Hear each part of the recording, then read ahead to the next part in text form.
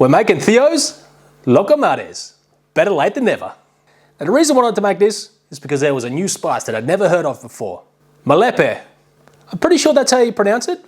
But when I went to the store, there's about 4 different ways you can spell it and pronounce it on this package. So I guess depending on where you come from in the world, you got to say it a little bit differently. And it's actually the seed of a specific species of cherry or prune seed that they grind down, and that's where you get this Mahlepi from. When I first open a new spice package, like this one that I've never had before, I always dip my finger in there and give it a little taste. When I did that, I didn't actually hold out too much hope for this dish.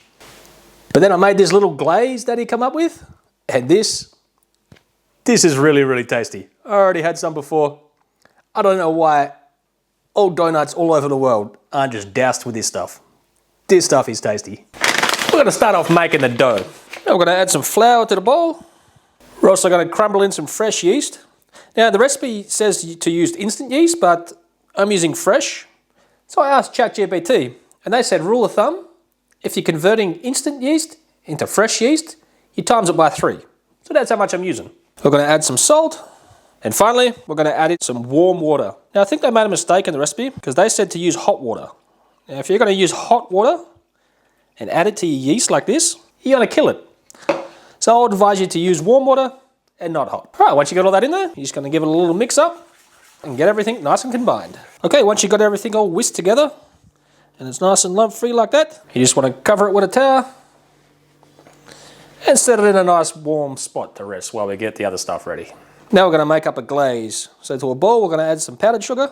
If your powdered sugar is a little bit clumpy like mine, we'll go ahead and try and break all that up to it so it's a nice powder before we go on to the next step.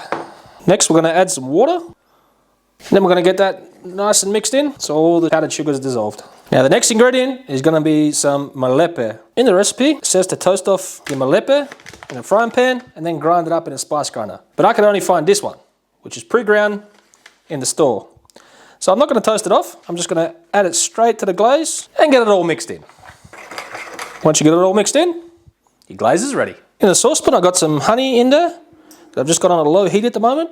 And to that I'm going to add some thyme leaves. I've taken them off the stems, you don't want any of those woody stems in there. Now we're going to zest an orange. You want just the orange part and not any of the bitter white pith. Okay, that's the zest of a whole orange. If you haven't got one of these handy dandy grater thingies here, Microplan's a pretty popular one. I'd highly advise you to get one. They make things so much easier. Now we're going to get the zest off half a lemon. So the zest of half a lemon, and it goes to join the rest. Over a medium-low heat, we're just going to let this cook for about 15 minutes, just to let it get everything nice and infused. To the glaze, I also forgot, you got to add a pinch of salt. So we'll stir that in. Now my batter, I placed in an oven that I'd used for something previously, so it was still quite warm in there, but I only had it in there for about 10 minutes. And now it looks like this. So a very good place to rest your batter. Got a piping bag set up, and we're just going to pour the batter straight in. I've got a little nozzle on the end. Nothing screwed on, but that's about 1 centimetre, if you're interested. All right, now we're just going to put the batter straight into the piping bag. So, I've probably done something wrong. Because as soon as I pick my piping bag up, everything just run out to the bottom. So what I'm going to do instead is just going to pour this straight into the hot oil and see if that works. Okay, so I got a wet pointer finger and thumb here. And my oil's up to 180 degrees. So I'm just going to pour one in and see what happens. So,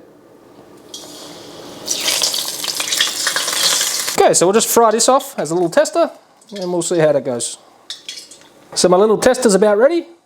I'm going to pull it out onto a paper towel lined plate and then we'll give it a minute and see how it turns out. Since the first one turned out good, we're going to do the rest exactly the same, except we're going to do more at one time. So pour and pinch. Whoop, that one split into 2. Pour and pinch. Time to eat these donuts. I'm going in with this one first because I've tasted this and I think it's going to be amazing. Also, the pistachios, I already bought them pre-roasted and salted, so I just chopped them up and stuck them in there. We'll get a few of those on there as well. I must say, when we were watching this episode, me and my wife were thinking, how can a donut be that damn good? Like seriously, it's a donut. But if you've never had this Mahlepi before, like I have, and you dip it in some deep fried batter, it brings it to a whole new freaking level. These things are amazing. Also, I don't think I did the dough full justice because it was quite runny and they didn't brown up as much as I thought they would. But besides all that, I fully understand why he won that challenge.